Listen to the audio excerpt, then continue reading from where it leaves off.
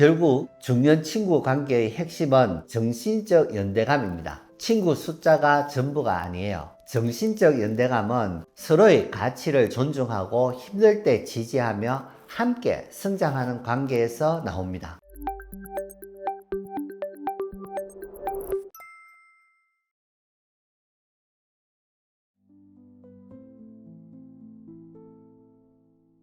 예전엔 친구 사귀는 게 참 쉬웠는데 나이 들수록 어려워지는 걸까요? 중년이 되면 관계가 멀어지고 마음 둘 곳도 점점 줄어드는 것 같죠. 혹시 나만 이런 건가 하고 혼자 속상하셨던 적 있으신가요? 중년에 친구 관계가 예전 같지 않다고 느껴질 때 혹시 내가 뭘 잘못했나 하고 자신을 탓할 수도 있어요. 그건 여러분 잘못이 아니라 삶의 단계 변화에 따른 자연스러운 과정입니다. 우선 시간과 에너지, 삶의 우선순위가 달라져서 그래요. 40대에서 60대에서 직장과 가정일로 바쁘시죠? 자연히 친구 관계에 설 여유가 줄어들 수밖에 없습니다. 특히 중년 여성은 생애 주기 변화 자체가 스트레스가 되기도 하고 삶의 무게중심이 나와 가족으로 옮겨가는 건 어쩌면 당연한 흐름이에요. 의리만으로 관계를 이어가기 어려운 현실적인 변화도 있습니다. 젊을 땐 의리 하나면 됐지만 중년엔 각자 살아온 길이 다르잖아요. 가치관, 경제적 여건, 건강 상태 등이 달라지면서 예전처럼 모든 걸 편하게 나누기 어려워질 수 있죠.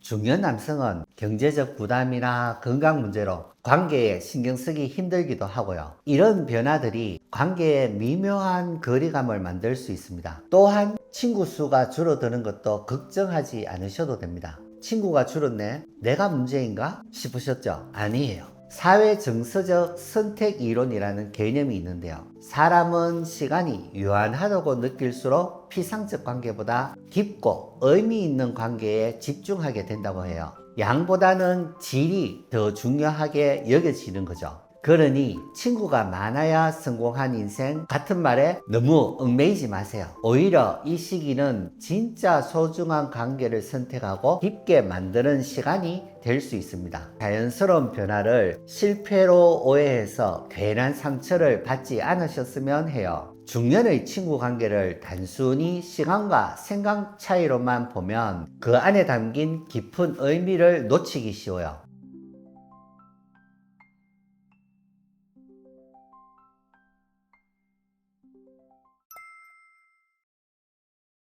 정신분석에서는 중년 친구가 우리 정신 건강과 자아 발달에 아주 특별한 역할을 한다고 보거든요. 특히 중년 여성에게 친구는 자기 대상이 되어줍니다. 나를 비춰주는 거울, 닮고 싶은 이상향, 마음이 통하는 쌍둥이처럼요.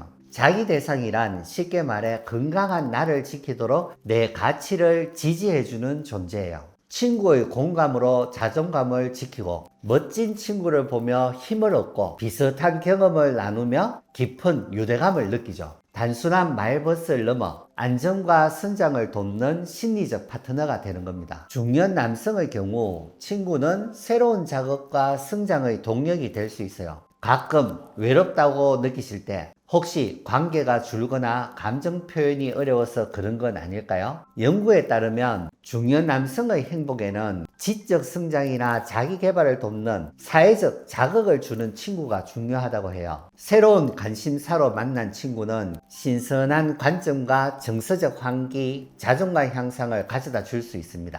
다양한 활동을 통해 삶의 활력과 성장의 기회를 찾는 것이 중요해요. 결국 중년 친구 관계의 핵심은 정신적 연대감입니다. 친구 숫자가 전부가 아니에요. 정신적 연대감은 서로의 가치를 존중하고 힘들 때 지지하며 함께 성장하는 관계에서 나옵니다. 깊은 유대감은 우울과 불안을 줄이고 삶의 만족도를 높이며 어려움을 이겨내는 힘, 회복 탄력성을 키워주죠. 소수의 친구라도 깊은 정신적 유대감을 만드는 데 집중하는 것이 훨씬 유익합니다. 인간관계 다이어트, 손절 같은 말들 요즘 익숙하죠? 물론 나를 너무 힘들게 하는 관계는 정리할 필요가 있습니다. 하지만 모든 관계를 독이냐 아니냐로 쉽게 판단하고 잘라내면 나중에 더 큰 외로움이나 후회로 돌아올 수 있습니다. 중년에는 관계를 무조건 리셋하기보단 다시 정의하기 같은 유연한 지혜가 더 필요할지 몰라요.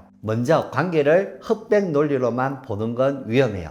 좋다 나쁘다처럼 극단적으로 나누는 건 생각의 오류일 수도 있고 현실적인 관계 맺기를 방해해서 오히려 나를 외롭게 만들 수 있어요.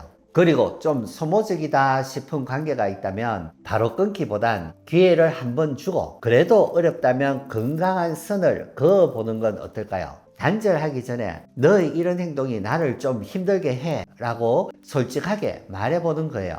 그래도 변화가 없다면 그때 거리를 조절해도 괜찮습니다. 건강한 경계 설정이란 여기까진 괜찮지만 이건 좀 불편해요 라고 명확하게 알려서 내 시간과 감정을 지키는 거죠. 원치 않는 부탁은 죄책감 없이 거절하는 연습도 필요합니다. 또 하나, 과거의 친구와 지금의 친구는 다를 수 있다는 점을 받아들이는 겁니다. 아무리 친했던 친구라도 세월 따라 변하는 건 자연스러운 일이에요. 과거에 얽매이거나 옛 상처 때문에 새로운 관계를 두려워하지 않았으면 합니다. 관계의 변화가 때론 상실처럼 느껴질 수 있지만 감정을 인정하고 충분히 느껴주는 것도 필요합니다. 중요한 건 현재의 모습 그대로 상대를 받아들이고 멀어진 관계는 담담히 수용하면서 지금 여기의 사람들과 열린 마음으로 교류하는 거예요. 현재 중심의 관계가 우리 삶에 새로운 활력을 주거든요.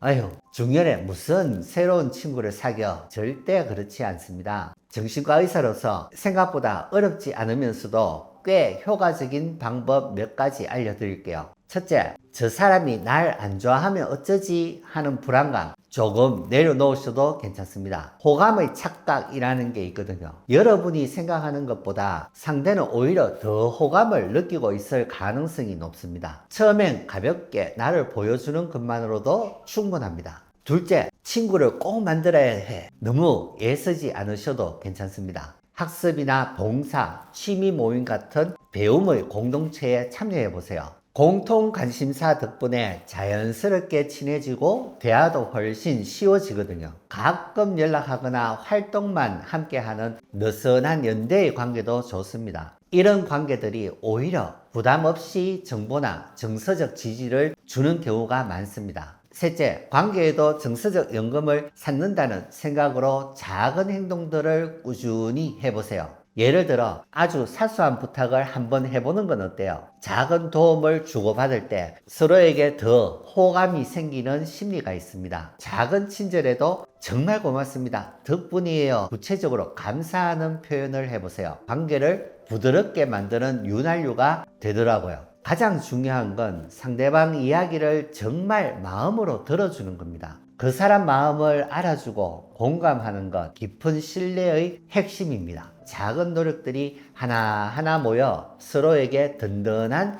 정서적 연금이 되어줄 거라고 저는 믿습니다.